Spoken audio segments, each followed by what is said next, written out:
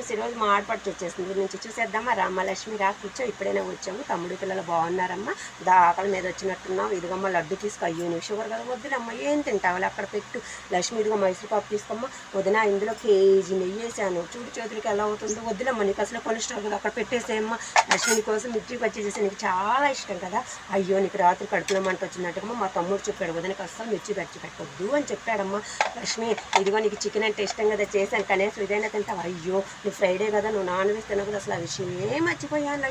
లక్ష్మి ఇదిగో కనీసం ఆవకాయ వేసుకుని అన్నం అన్న తిన అయ్యో నీకు 300 బీపీ పెరిగిందంట వదిన డాక్టర్ గారు నీ వదినకి అస్సలు పచ్చళ్ళు కారాలు పెట్టొద్దు జాగ్రత్తగా చూసుకుని అని చెప్పాడు వదిన కనీసం ఐస్ క్రీమ్ అన్నా తినదున అయ్యో నీకు నెమ్ము కదా మమ్మీకి అస్సలు టెంపర్ ఐస్ క్రీమ్ తినేది పెట్టొద్దని నీ కొడుకు నాకు చాలా జాగ్రత్తలు చెప్పాడు వదిన కనీసం ఈ మంచినీళ్ళు అన్నా తాగుదిన ఏం చేస్తావు నేను తింటా ఉంటాను నేను ఊహించుకుంటా ఉండుతున్నట్టు నీ మీద ప్రేమతో ఎన్ని ఐటమ్స్ చేశానో తినే యోగం లేదు అన్నీ ఉన్న అన్నట్లు శని అని